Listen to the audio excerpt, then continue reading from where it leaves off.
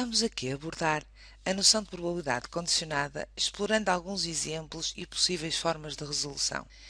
Para melhor compreender a necessidade da existência da noção de probabilidade condicionada, vejamos o seguinte problema. Entre os alunos do 12º de um determinado estabelecimento de ensino, 100 são federados em vôlei ou futebol, 55 são federados em vôlei, 80 são federados em futebol. Aleatoriamente escolheu-se um aluno entre estes 100 e verificou-se que ele é federado em futebol. Qual é a probabilidade deste ser federado em vôlei? A resposta direta é 55 sobre 100 e baseia-se no facto de existirem 55 alunos federados em 100 alunos possíveis. Esta resposta não é correta. E não é correta porquê? Vejamos então.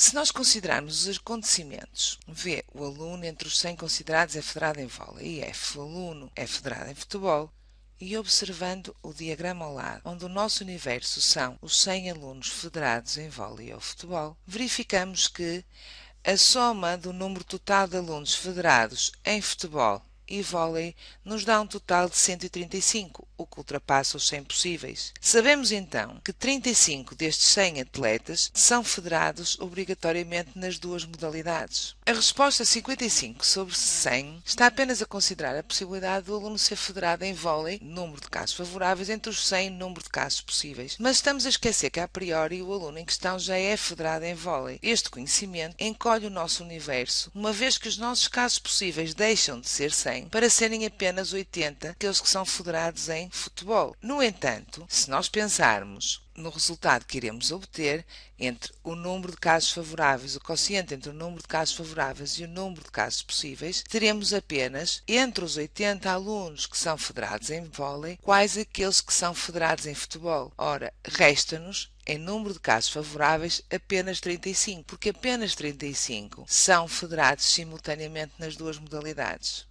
A noção de probabilidade condicionada temos que, sendo A e B dois acontecimentos associados a uma experiência E, definidos num espaço ômega, onde A é um acontecimento possível, representa-se por P de B barra uma barra vertical A, a probabilidade condicionada do acontecimento B quando A tiver ocorrido. Esta probabilidade de B dado A obtém-se através do quociente da probabilidade da interseção dos dois acontecimentos sobre a probabilidade do acontecimento que ocorreu.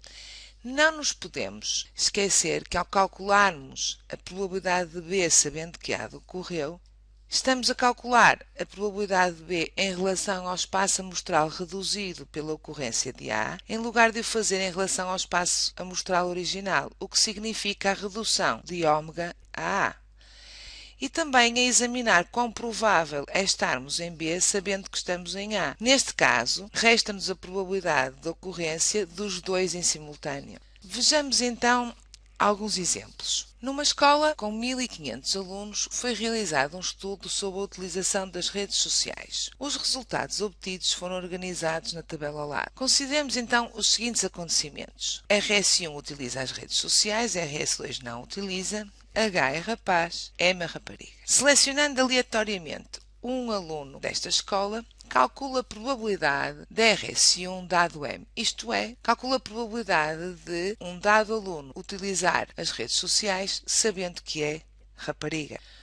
Recorrendo à fórmula da probabilidade condicionada, no nosso caso particular, a probabilidade de RS1 dado M, dada pela expressão da probabilidade de utilizar as redes sociais e ser rapariga sobre a probabilidade de ser rapariga, recorrendo então a alguns cálculos auxiliares, temos que a probabilidade de ser rapariga num universo de 1500 alunos é dado pela soma dos elementos presentes na segunda linha da tabela, isto é, 330 mais 620, o que nos dá um número de casos favoráveis. Obtendo-se então uma probabilidade de 950 sobre 1500. Quanto à probabilidade de ela utilizar as redes sociais e ser rapariga no mesmo universo de 1500, então teremos que recorrer na tabela ao valor que verifica simultaneamente o facto de ser rapariga e utilizar as redes sociais, ou seja, o elemento comum à segunda linha e à primeira coluna, observando-se assim o valor 330. Então,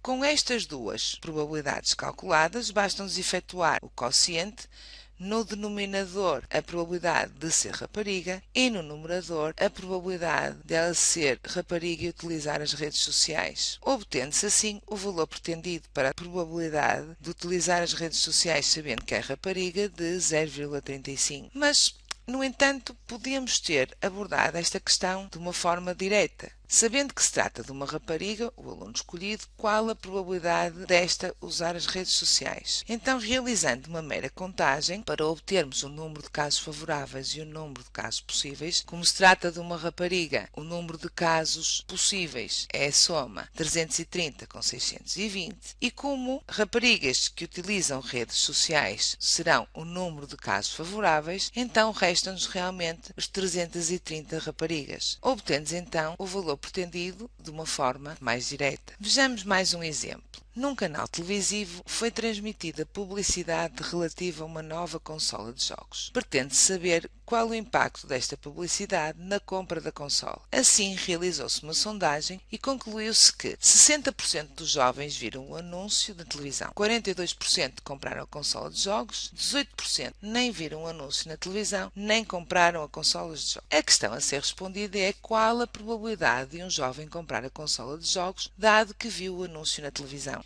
Então, considerando os acontecimentos: A. Ver o anúncio de televisão. B. Comprar a consola de jogos. Elaboremos um diagrama de Venn. Sabemos que a probabilidade de A é de 0,6, a probabilidade de B é 0,42 e que a probabilidade de não ter visto o anúncio de televisão nem ter comprado a consola de jogos, através da lei de Morgan, obtemos a probabilidade do complementar de A reunião com B igual a 0,18. Então, isto leva-nos a que a probabilidade de A reunião com B é 0,82, ficando também, deste modo, a conhecer-se a probabilidade da interseção.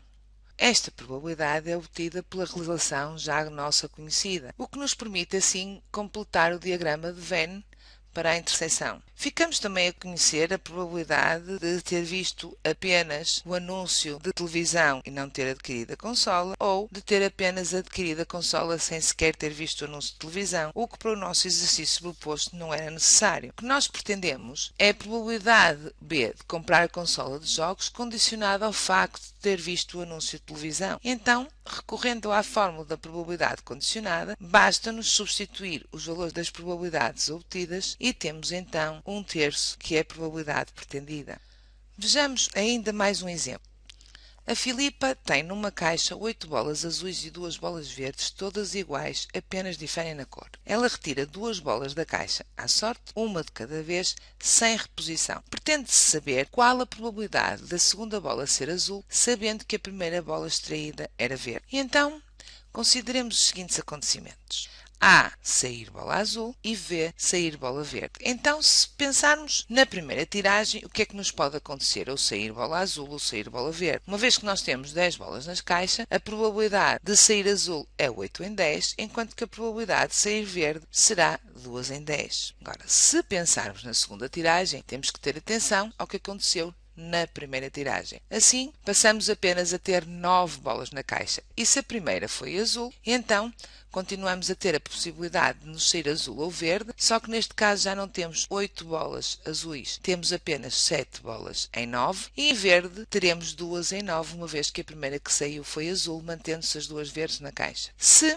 ao contrário, em vez de na primeira tiragem ter saído azul, na primeira tiragem tivesse saído verde, então temos a possibilidade de sair azul ou verde, dada por 8 em 9, uma vez que tinha saído verde, mantendo-se as 8 azuis na caixa, enquanto que a probabilidade de sair verde será apenas 1/9. E então, observando o diagrama em árvore diretamente, a resposta obtida, 8/9, uma vez que a probabilidade de segunda bola ser azul, sabendo que a primeira bola foi verde, é de 8/9. Mas, se pretendermos aplicar a definição de probabilidade condicionada, podemos também definir os acontecimentos, a probabilidade de sair a segunda bola azul como SA e PV, probabilidade da primeira bola ser verde, e então, aplicando a fórmula da probabilidade condicionada, a probabilidade da segunda ser azul sabendo que a primeira foi verde é igual à probabilidade da primeira ser azul e a segunda verde sobre a probabilidade da primeira ser verde. E neste caso, efetuando os cálculos, obtemos realmente o mesmo valor, que era 8/9.